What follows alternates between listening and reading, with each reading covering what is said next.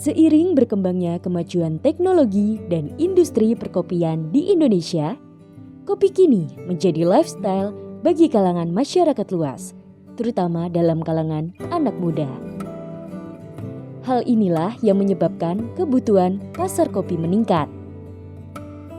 Karanganyar adalah salah satu wilayah penghasil biji kopi yang memiliki hasil presentase yang cukup tinggi. Hal ini beriringan dengan tumbuhnya usaha kedai kopi yang didirikan oleh masyarakat sekitar. Dengan adanya industri kopi di Karanganyar yang menghasilkan beberapa produk olahan kopi, membutuhkan banyak keahlian dalam mengolah biji kopi untuk dijadikan minuman yang nikmat, salah satunya barista.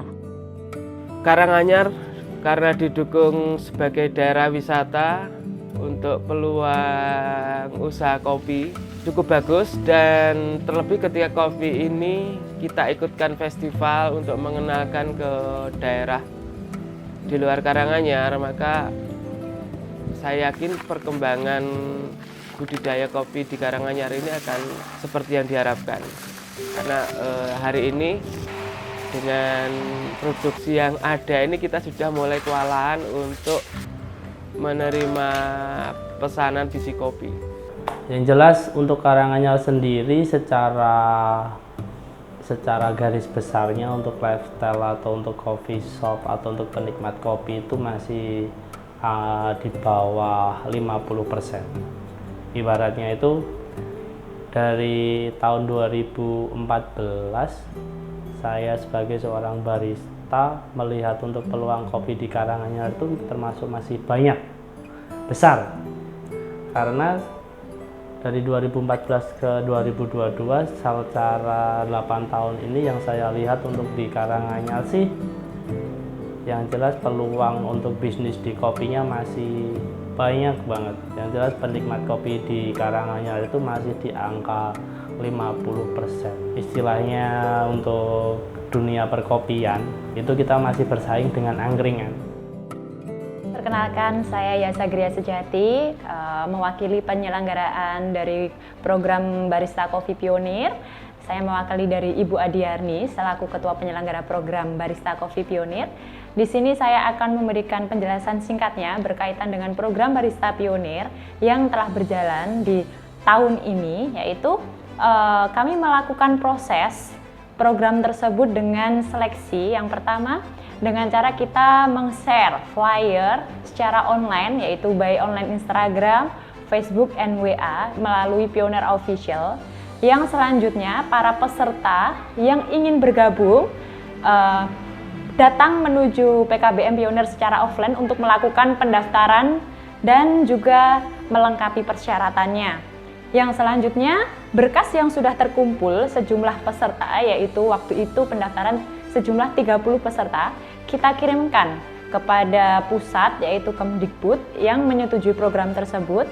Yang selanjutnya, bagi peserta yang lolos seleksi sejumlah 20 peserta yang kami tindak lanjuti dengan proses pembelajaran dan pelatihan.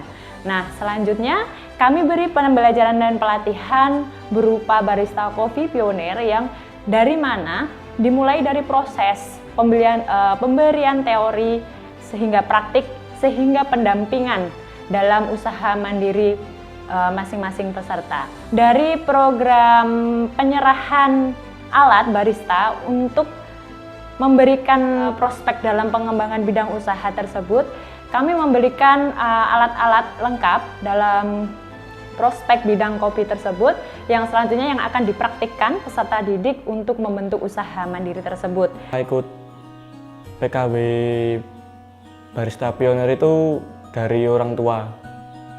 Awal mulanya saya itu tertarik sama temen yang juga barista, terus orang tua ngasih tahu kalau di Palur, tepatnya di Pionir, membuka PKB Barista.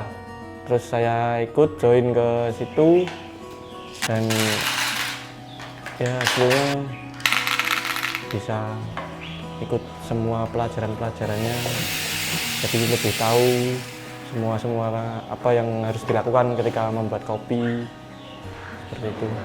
materi yang diajarkan di PKW tahap 8 2022 di Pionir.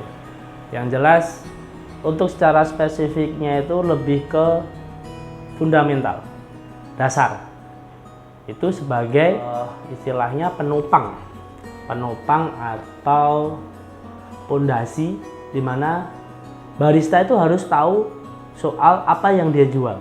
Yang jelas untuk para barista itu harus benar-benar tahu product knowledge, terus benar-benar tahu hospitality tentang pelayanan, terus apa yang dia jual, service, itu harus kita tularkan atau kita berikan. Yang jelas untuk materi-materi kemarin itu termasuk materi dasar, nggak cuma sebagai seorang barista itu bisa nggambar latte atau harus bisa ngicipin rasanya itu asam, bedain asam sama pahit, tapi lebih ke semuanya.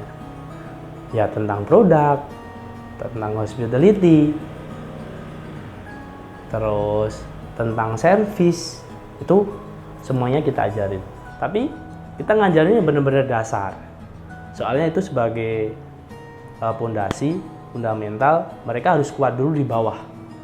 Kalau soal nanti berkembang, itu balik lagi ke masing-masing. Karena perkembangan orang itu kan beda-beda. Yang jelas semuanya itu tergantung dari si baristanya nanti, para anak didik nanti seperti apa.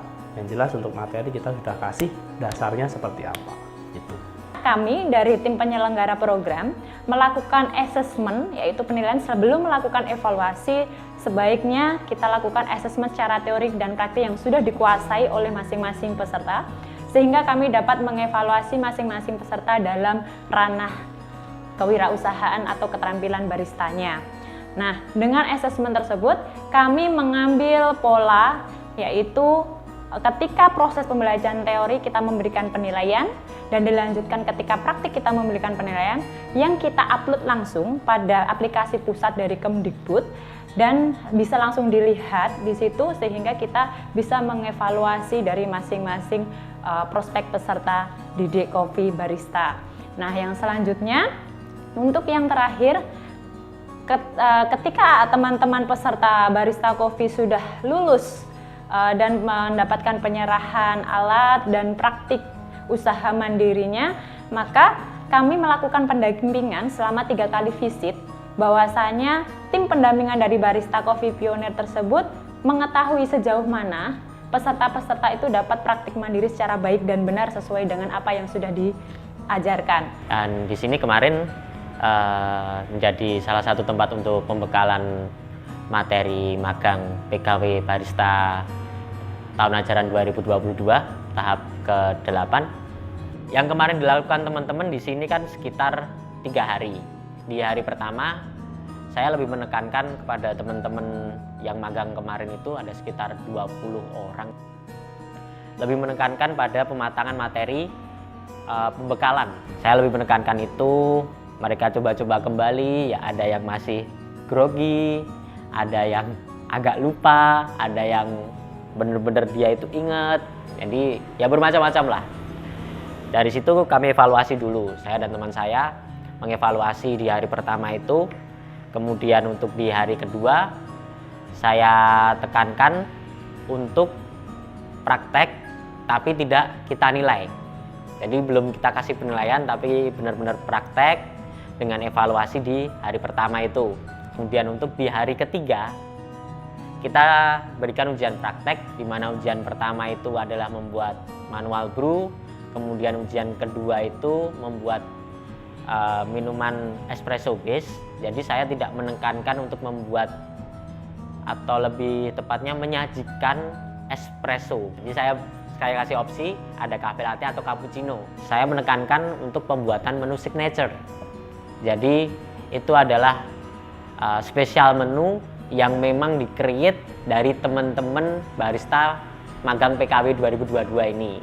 Itu kenapa saya tekankan benar-benar dari mereka, agar nantinya ketika mereka nanti entah itu membuka sendiri sebuah lahan usaha ataupun dia juga mungkin lebih memilih ikut orang terlebih dahulu atau ikut kerja di suatu coffee shop, setidaknya mereka sudah punya experience dalam pembuatan menu signature. Sedangkan di sini saya mengajarkannya memang lebih untuk ke sisi formal, di mana penyajian itu benar-benar kita sebisa mungkin perfect, kita melayani dengan senyum, kita melayani dengan full product knowledge, itu harus paham. Dan untungnya teman-teman, meskipun ada beberapa kendala, saya rasa lancar, dan kemarin juga sudah saya berikan beberapa komen, kan saya berikan ada kertasnya, ada penilaian baik di sisi angka maupun di komenannya itu nanti yang akan mendukung teman-teman untuk belajar atau mungkin bekerja lebih baik lagi, baik untuk ketika dia ikut di suatu coffee shop atau mungkin lebih untuk membuka sendiri, jadi untuk membuka sebuah rintisan usaha sendiri, seperti itu. Dengan adanya program PKW dan dengan didukungnya wilayah Karanganyar yang memiliki peluang usaha di bidang kopi tersebut, diharapkan kedepannya bahwa UMKM atau pengusaha-pengusaha kecil serta barista di Karanganyar dapat mengembangkan bisnis kopi dengan persentase yang jauh lebih tinggi dari sebelumnya.